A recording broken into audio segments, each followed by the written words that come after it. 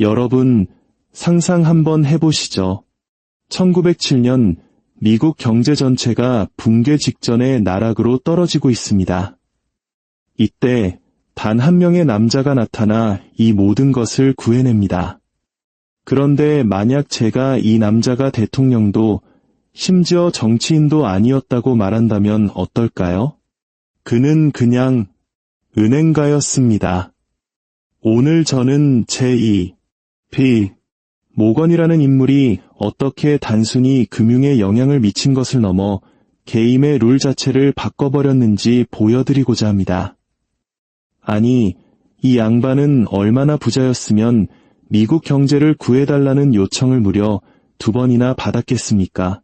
오늘은 바로 미국을 2번이나 구한 편집증적인 은행가 존 피어폰트 모건이 이야기입니다. 이 채널에서 부와 성공의 지혜를 얻고 싶으시다면 여러분의 갓생을 위한 첫 번째 투자라 생각하시고 구독과 좋아요 버튼 한 번씩만 눌러주십시오. 여러분의 클릭 한 번이 금융 지식을 쌓는 가장 확실한 약속이 될 겁니다. 자, 많은 사람들에게 J.P. 모건은 영웅이었습니다. 말 그대로 자본주의를 붕괴 직전에서 구해냈으니까요. 하지만 또 다른 많은 사람들에게 그는 탐욕과 독점의 화신이었습니다. 시간이 흐르면서 이런 비판과 끊임없는 대중의 감시는 결국 그를 갉아먹었습니다. 그의 말년은 한때 세상을 호령하던 거인의 그림자만 남아있었죠. 쇠약해지고 고립되고 정신적으로 엄청난 고통을 겪었습니다. 하지만 그의 마지막 날들이 왜 그렇게 비참했는지 본격적으로 파헤치기 전에 우리는 그가 어디서부터 왔는지 이해해야 합니다. 우리 채널에서는 보통 흙수저에서 시작해 위대한 금융 거물이 된 인물들을 많이 다루죠. 그런데 존 피어폰트 모건은 전혀 아니었습니다. 이분은 과장 좀 보태서 말하자면 그냥 금수저가 아니라 다이아몬드 수저를 물고 태어났습니다. 1837년 그의 인생길은 소수만이 꿈꿀 수 있는 기회들로 아주 잘 포장되어 있었죠. 그의 부모와 친척 대부분은 이미 미국 엘리트 사회의 저명한 인사들이었습니다. 외가 쪽 조상은 무려 예일대학교 공동 설립자였고 할아버지는 유명 보험회사 설립에 핵심적인 역할을 한 인물이었습니다. 그리고 그의 아버지 주니어스 스펜서 모건은 건자재 회사를 운영하다가 런던의 명망 높은 상업은행 파트너가 된 인물이었죠. 이런 인맥을 가지고 있었으니 J.P. 모건이 성인이 되었을 때 커리어에서 엄청난 어드밴티지를 가졌다는 건 놀랄 일도 아닙니다. 1856년 J.P. 모건이 금융 경력을 어디서 시작했을까요? 네, 당연하게도 아버지의 런던 지점을 통해 은행업계에 발을 들여놓습니다. 그가 어떻게 미국이라는 나라 전체를 구제했는지에 대한 흥미진진한 세부사항으로 들어가기 전에 그를 그토록 성공하게 만든 스펙을 간단히 훑어봅시다. 아버지의 인맥으로 금융계에 입문한 그는 이듬해 뉴욕으로 건너가 당시 가장 영향력 있는 상업은행 중 하나와 제휴한 회사에서 일하게 됩니다.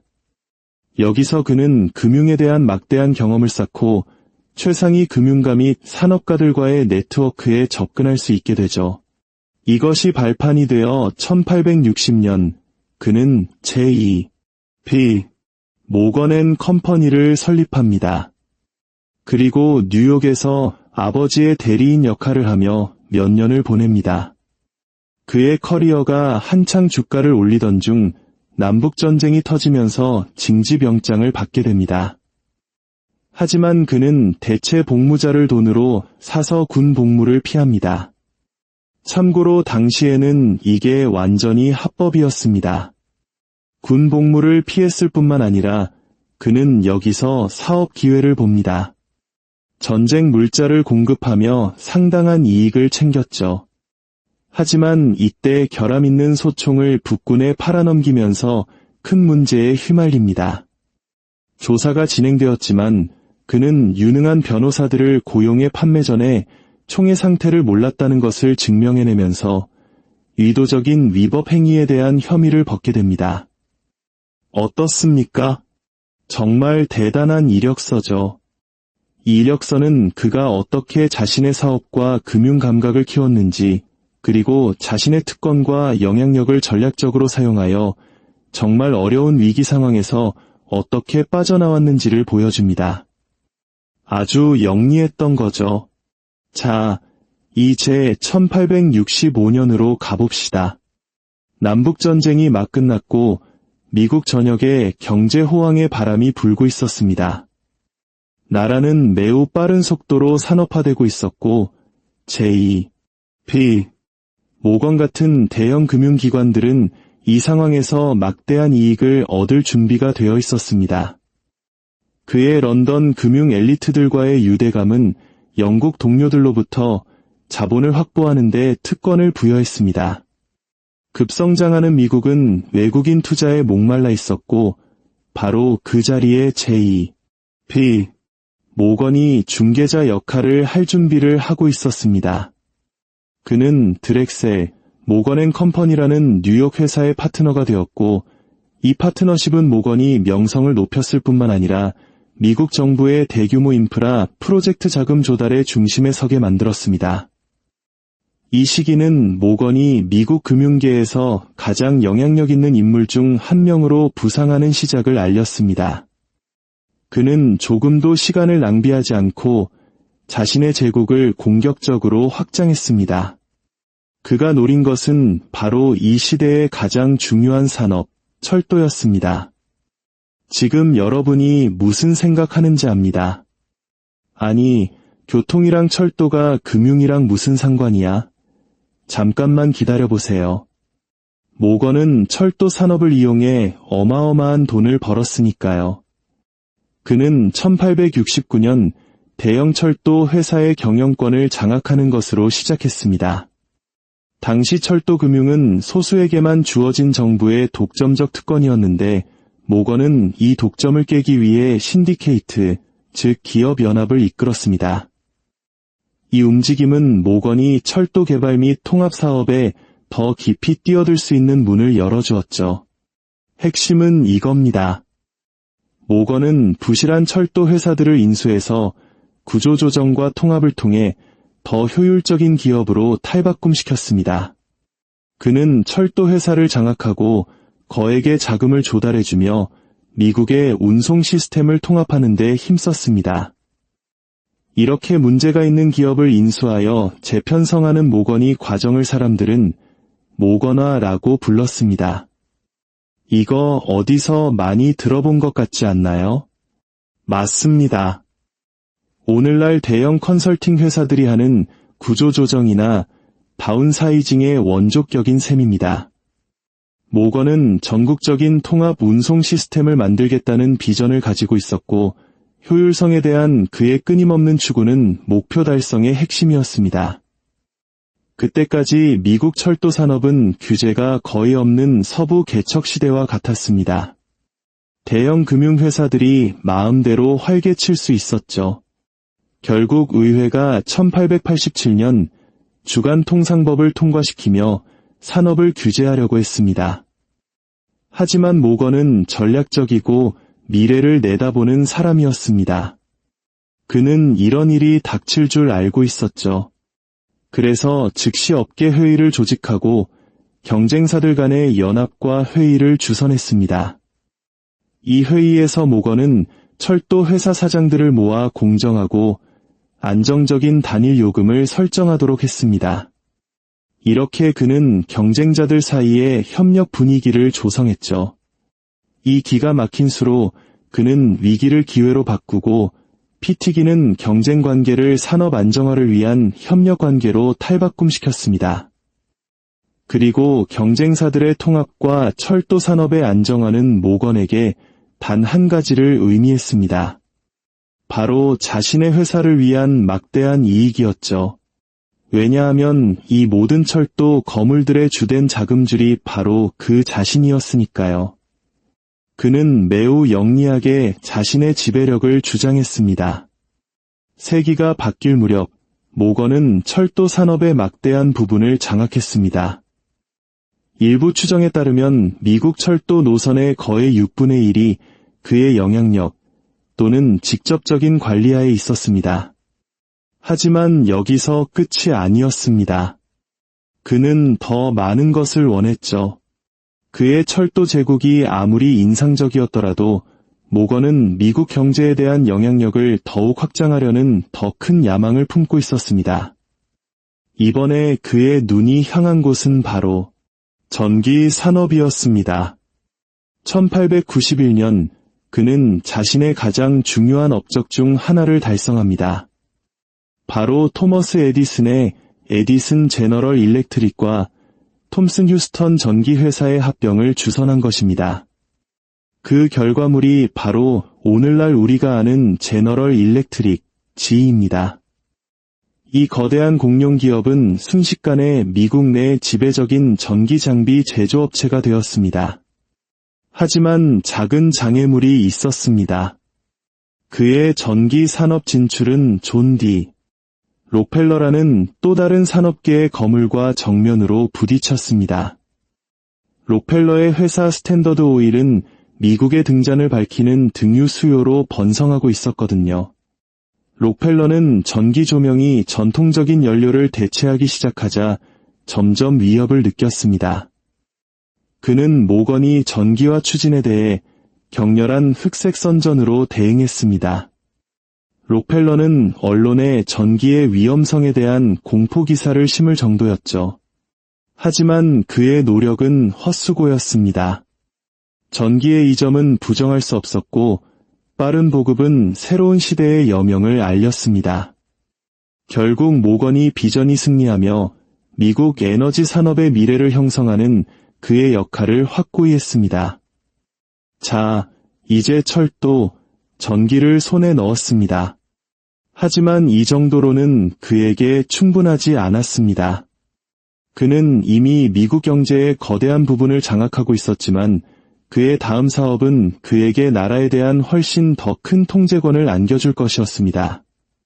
그의 새로운 목표는 바로 강철, 즉 철강 산업이었습니다. 아버지가 돌아가신 후 J.P. 모건은 아버지의 금융 제국을 완전히 장악했습니다. 그는 1900년 철강왕 앤드루 카네기의 회사 사장과 협상을 시작했습니다. 그의 목표는 카네기의 사업체와 다른 여러 철강 및 철 회사들을 사들여 하나로 통합하고 U.S. 스틸 코퍼레이션을 만드는 것이었습니다. 결국 카네기는 자신의 사업을 모건에게 4억 8천만 달러에 팔기로 합의했습니다. 오늘날 가치로 환산하면 약 22조 원에 달하는 금액이며 당시 미국 GDP의 거의 3%에 해당하는 어마어마한 돈이었습니다. 더 흥미로운 것은 이 거대한 거래가 변호사나 공식 계약서 없이 단지 악수 한 번으로 이루어졌다는 점입니다. 이 거래를 통해 카네기의 사업체는 다른 여러 철강 회사들과 합병되어 U.S. 스틸이 탄생했습니다. 자본금 14억 달러, 인류 역사상 최초의 10억 달러 기업이 탄생하는 순간이었습니다. 그의 회사는 단순히 철강 생산을 지배하는 것을 넘어 다리, 선박, 철도, 자동차 건설은 물론 철사나 목과 같은 수많은 제품까지 통제했습니다. 전성기 S. 스틸은 철강 시장의 3분의 1을 장악했고 결국 시장 점유율 75%를 향해 나아가고 있었습니다. 모건의 영향력은 이제 그 누구도 따라올 수 없었습니다. 세기가 바뀔 무렵 J.P. 모건은 세계에서 가장 강력한 금융 제국 중 하나를 감독하고 있었습니다.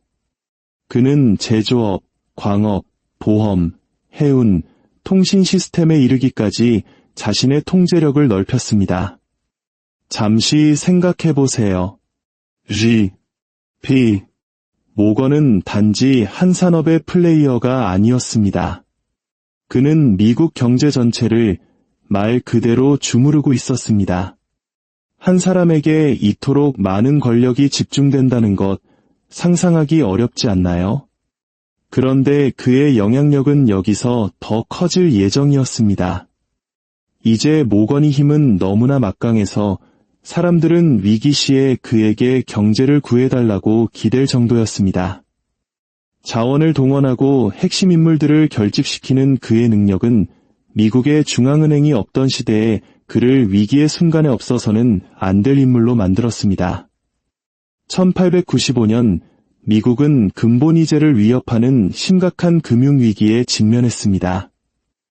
이때 모건이 은행 신디케이트를 이끌고 연방정부에 6천만 달러 이상의 금을 빌려주었습니다. 이 대담한 조치는 경제를 안정시키고 국가통화 시스템에 대한 대중의 신뢰를 회복시켰습니다. 본질적으로 J.P. 모건이 나라를 구제한 것입니다. 이게 끝이 아니었습니다. 10년 후인 1907년 미국은 또다시 위기에 처했습니다. 시장은 다시 혼란에 빠졌고 금융기관들은 붕괴 직전에 있었습니다. 누가 나섰을까요? 맞습니다. J.P. 모건이었죠. 그는 뉴욕 자택으로 미국 최고의 금융가들을 소집했습니다. 긴장감 넘치는 협상 끝에 그는 그들이 자원을 모아 파산 직전에 기관들을 구제하도록 설득했습니다. 이로써 완전한 경제 붕괴를 막을 수 있었습니다. 한 남자가 금융위기로부터 나라를 구한 것이 이번이 두 번째였습니다. 1900년대 초 J.P. 모건은 경력의 정점에 도달했습니다. 그의 회사와 파트너들이 통제하는 자산은 무려 13억 달러, 오늘날 가치로 약 50조 원에 달했습니다. 당시 그 어떤 금융가도 모건이 위상에 필적할 수 없었습니다. 하지만 이런 종류의 권력과 막대한 영향력이 의문 없이 받아들여지지는 않았습니다. 비평가들은 그의 부와 권력의 집중이 자유경쟁을 저해한다고 주장했습니다. 사람들은 경제에 대한 너무 많은 통제권이 단 한 사람의 손에 쥐어지는 것을 두려워했죠.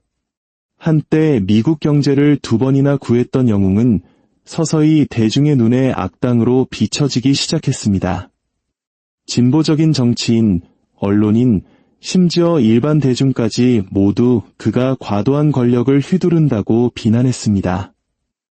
많은 사람들은 그가 자신의 이익을 위해 금융 시스템을 조작했다고 주장했죠. J.P.